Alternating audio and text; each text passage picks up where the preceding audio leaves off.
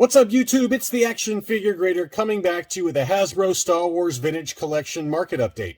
I've got a pretty wide range of items here to take a look at, everything from pre-orders to newer items that just came out to typical TVC 1.0. We got some autographed items and we got some graded items. So I tried to put together a pretty wide range here. And I wanted to start with Antoc Merrick's X-Wing fighter, the Rogue One blue X-Wing that just came out, the Target exclusive. And I remember speaking with someone, I apologize that I don't remember who it was. It was a subscriber, I believe. And I said, what would the mint on card Antoc Merrick, just the figure itself, start going for? Because we've talked about the fact that the boxed X-Wing has already been reselling on eBay for $200 to $250 pretty regularly. And I think my comment to him was, I'd be shocked if it's not $100 just for Antoc Merrick. And so we'll take a look at that in a second. But first, let's take a look at what the sales of the Antoc Merrick X-Wing, the whole box package, has been selling for. This was advertised as in hand, and it sold for $180.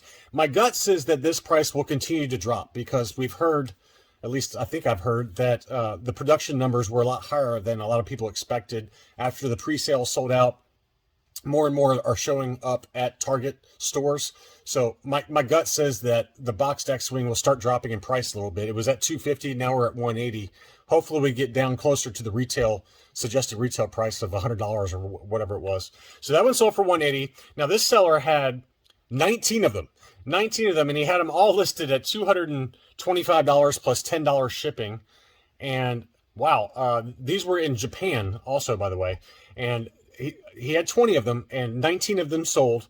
They were listed at $225 plus $10 shipping. So that again is probably on the higher end for where they're going. And it was probably a lot of those 19 sales were before they started showing up in the U.S. stores. So people just who are impatient, things like that. So that's just a couple of data points, but it seems like to me you can probably pick it up for $180 right now, and it'll probably drop from there. So for those of you who are still looking for that one, I would be patient because I bet you'll see those prices drop.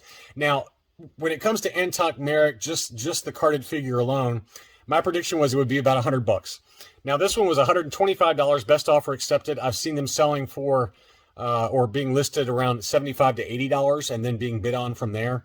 One thing to note, though, is that a lot of these do not look as nice as this one does. A lot of them have like a white streak that goes down the left-hand side of the card and sometimes in the middle of the card to the right of the punch.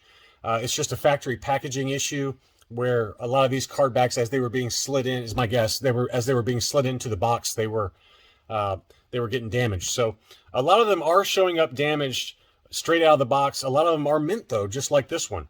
And so this one was really nice, and it was listed at $125, best offer accepted. My guess is probably about $100 is where it sold for. And to me, people like me who don't have the space for the whole X-Wing, this is definitely one I'd love to have, but it looks like right out of the gate, the Antoc Merrick is going to be a pretty high demand figure and be very expensive. Now, this one was also listed, and it was this has that streaking issue that I told you about. You can see there, if you look at the 4+ in the upper left-hand corner on the front of the card back, it's got a weird streak that goes all the way down, all the way to the blister almost. And this one's actually a more faint example. I've seen that line be much more pronounced, and you can see again around the punch tab.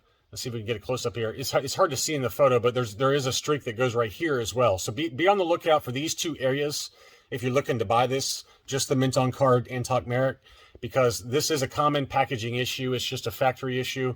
And some of them have it, some of them don't. It's kind of similar to the yak face that was packed in with a sail barge, and how a lot of those got indented as they were packed in there. So it's just another issue to be aware of. But anyway, that one sold for $92 plus $12 shipping. So still over $100, despite the very, very slight flaws on that card back. But just something to keep in mind if you're looking for a super mint example. Now I've got a few auctions I wanted to show off where it included some autographed vintage collection items, and they were really nice. I wish I could have bid on them, but it's just the timing didn't work out for my budget. But this one was a Billy D. Williams signed Lando in a Sandstorm outfit, the Blu-ray, deleted scenes type of figure. And it looks like this one's missing the sticker that goes on the blister, if memory serves. But But anyway, it was signed by Billy D. Williams. That one sold for $105 on 12 bids. Billy D. Williams is a fairly prolific signer. He shows up at a lot of conventions. So to get an autographed item from him is not terribly expensive. I think it gets progressively more expensive as we go along here. Obviously, the most famous stars would be, Harrison Ford and Mark Hamill, which we do have a signed example here coming up. They do very limited signings, and they're always very expensive. The signing fees are very, very high, so you're going to be paying a lot more for those.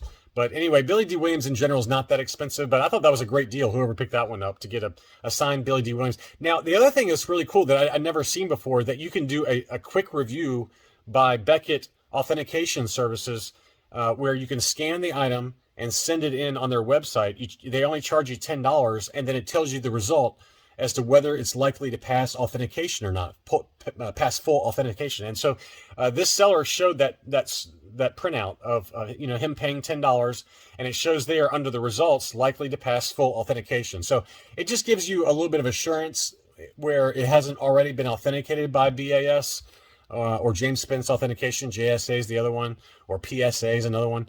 But that's kind of nice that the seller did that, just to give the buyer in the auction a little bit more comfort. And if you know autographed items at all, you know that's probably legit. Just looking at Billy D. Williams's signature there, that's a pretty well-known signature, and you can cross-reference it against a lot of Google images and things like that. The other one that I thought was interesting was this one. This was an Ayla Secura TVC 1.0, obviously, since the Clone Wars example hasn't come out yet. But this was a beautiful unpunched example, and it was signed by Ayla Secura. Amy Allen, I believe, is the actress's name. That one sold for $221 on 9 bids. What's interesting is that this seller actually had it listed previously at auction for $175, and nobody bid. Well, then he relisted it, and then all of a sudden it went nuts. So it sold for $221 with $12 shipping, but that's a really nice one, really, really nice, bright silver marker that was used for the signature. So it just pops really nicely on the card back. But anyway, $221 took that one home. And then we got the big boy. This is Mark Hamill. You don't see Mark Hamill signed action figures that much. I've seen maybe one or two others in the last year or so.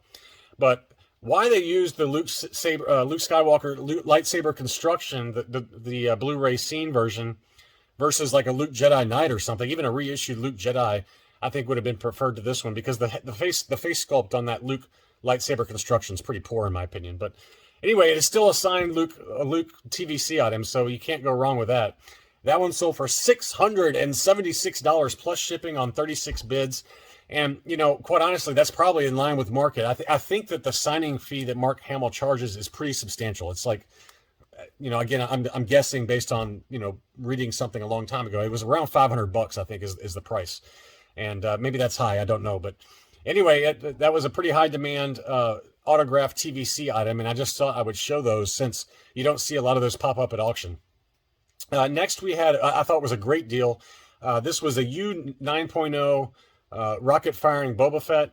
Now, it was this is not the sales price, because I was watching this one actively. It was listed at $399.95, and then a best offer accepted of $299.95. So it actually was $300, already graded U9.0. I thought that was a great deal to get that for $300, assuming that's what the buyer paid for that, because I did receive that offer over eBay saying $299.95. I guess I was just a little bit questioning. I didn't know this seller. I had a lot of positive feedback, but you just never know if you don't know the seller.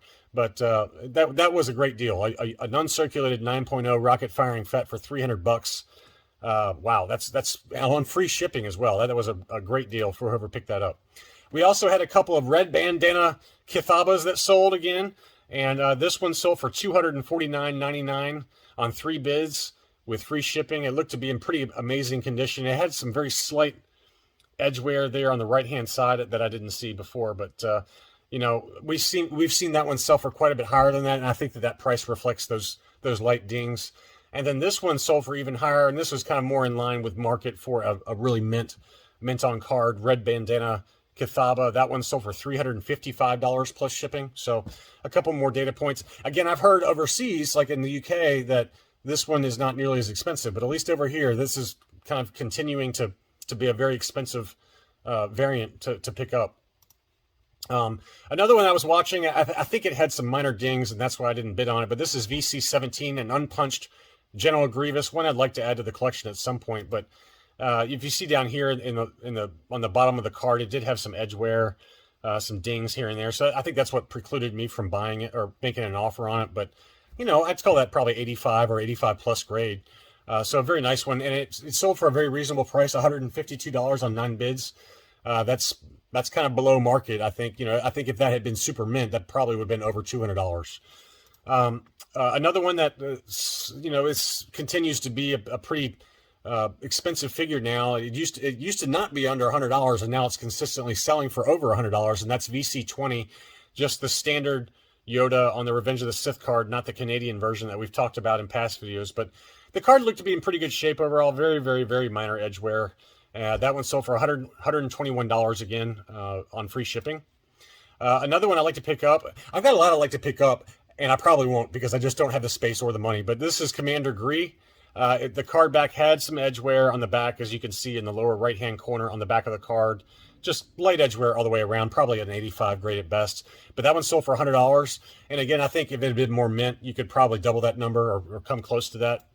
Another one that surprised me a little bit was the Atrt Driver. This one continues to hold its value. The card looked to be in pretty good shape overall. It just had, again, this seller had a number of items, but none of them were super, super mint. It had just very, very light edge wear, as you can see there. But again, $102 on free shipping for the Atrt Driver. Next was another Ayla Secura. This one is unsigned, obviously, but unpunched and looked to be in pretty good shape again.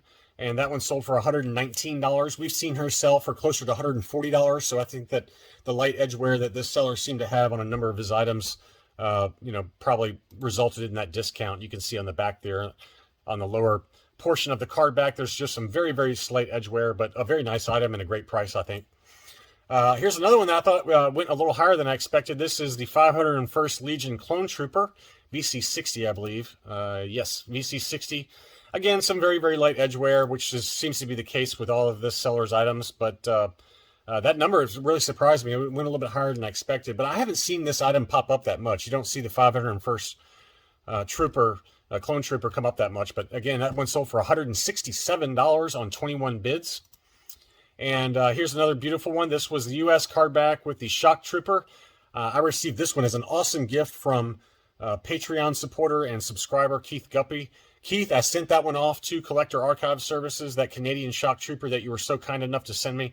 I'm guessing it'll come back with an 85, so we'll see what it comes back at. But that was a super generous gift that you gave me. This one did have some pretty heavy edge wear on the back of the card, and that one sold for $123. It was unpunched. That sold on 3 bids. It seems like I can never make a video without talking about Ahsoka, and this one sold for, it only had 1 bid, but it was the U.S. version, but it sold in Canada, and it sold for 700 Canadian dollars plus shipping. That converts to 566 U.S. dollars. The item looked to be an 85 plus or 90 condition, probably 85 plus. It had some dings there on the card, maybe 85 even. Yeah, definitely. At max an 85. It had some bend there in the lower right hand corner on the back of the card back. So, is that fair? I don't know. I guess so. I mean, we saw an AFA 9.5 sold for, whatever it was, $800 and change. So to get this one for $566, that's probably not too far off. Maybe a little high, but not. I wouldn't say that's terribly high, just given what VC 102, the original Ahsoka, has done. Finally, we got a couple of really nice graded TVC items that sold.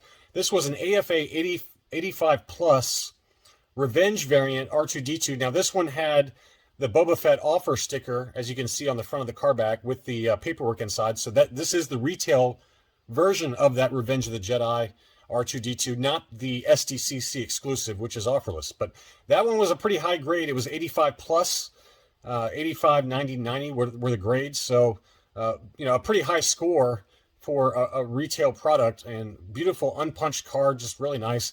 And I didn't even see this one. I might have bid on this one, actually, if I had seen it. But that one sold for $185 plus shipping. That was a great deal, in my opinion, for an already graded, pretty high grade TVC item. To me, I would have paid that all day long.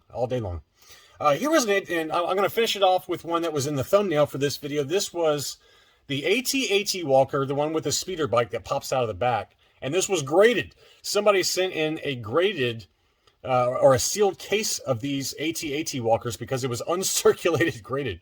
So pretty wild to see one of these. I can't say I've ever seen one of these, but this was a Toys R Us exclusive AT walker, and you can see the label here was uncirculated. So somebody sent in an entire sealed case of these 2010 walkers.